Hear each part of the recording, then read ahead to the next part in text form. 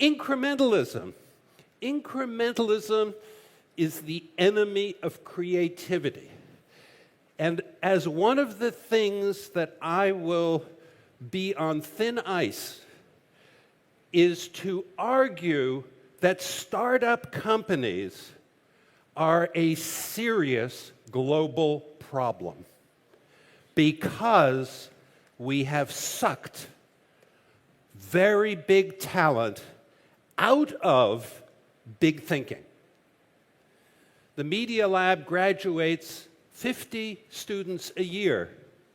It used to be the case that half of them worked on big problems: fusion, eliminating poverty, working for human purposes that are about the betterment of mankind. And now they're all doing these silly little startups that tend to be apps on iPads and iPhones that flip money, and greed is an element, and doing something fun.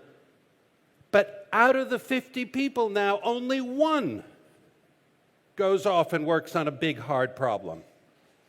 And we're going to pay a price for that going forward. Competition. Competition is the root of almost all evil. Education in this world, and I assume Italy has the same problem, but I'll speak to the United States and speak to countries like China, Japan, and places that I know better. We have turned learning into a competition, and parents are complicit. Stop testing. Stop killing children with tests, because what you know doesn't matter. It doesn't matter at all.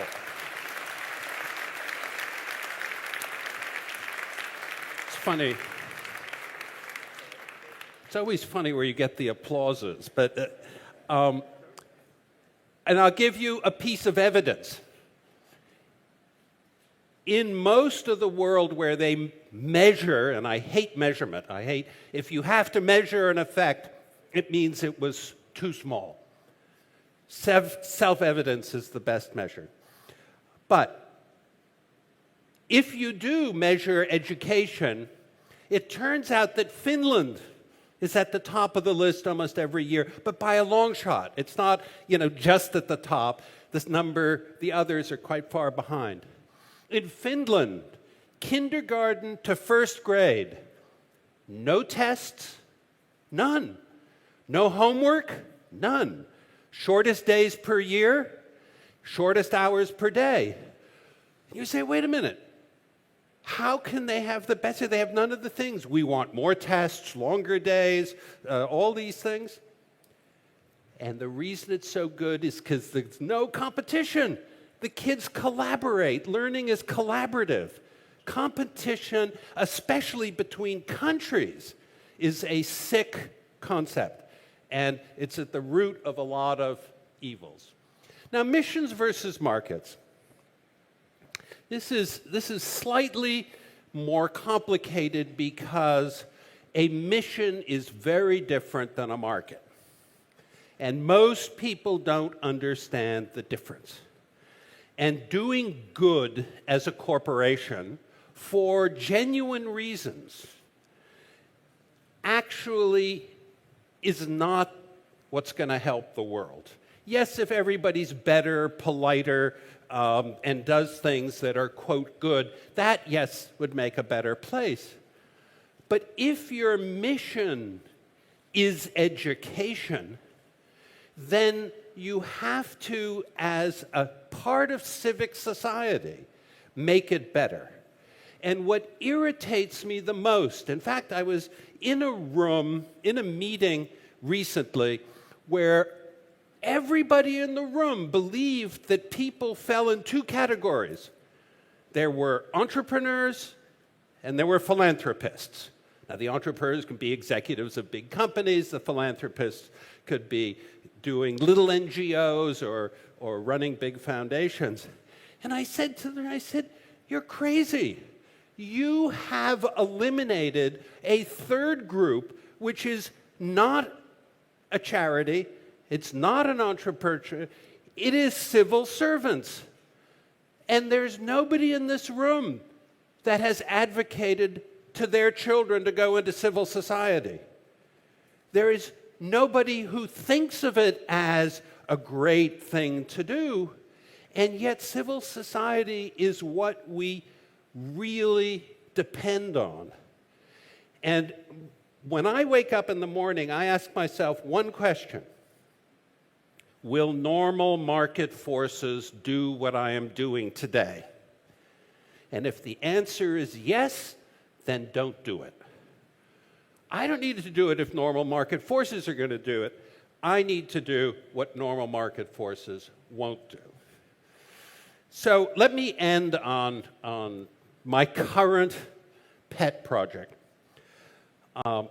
I believe that connectivity, and I really should say access, because you may not have to be connected to somebody, but you need access, and it might be a more general word. But you need it not as a service that is an opportunity for a corporation. You need it as part of human rights, or at least a civic responsibility. Think of this for a second. You walk out the door after this meeting, and you're going to step on a sidewalk. The business model of sidewalks is not return on investment where you pay to walk down the sidewalk. A rich person walks down it, a poor person walks down it. And you depend on civic society for it to be clean, for it to be smooth, for it to be beautiful. You don't pay for it in a direct way. Guess what? You pay for it through what are called taxes. And that's part of civic society. And yet to connect to the internet, you have to pay for it, and it's not like a road. Well, it didn't used to be like a road. It used to be more like electricity or other things. The more you consume, the more you pay. But that's the past. And particularly in the developing world, the future is to make that part of civil society. And I'm working very hard as I can to do that, but my problem is that it has been such a successful business. If you look at the 10 richest people in the world, look at them and count how many made that from telecommunications. It's a very profitable business. The Bangladesh telephone company, cell phone company, had $2 billion of income last year.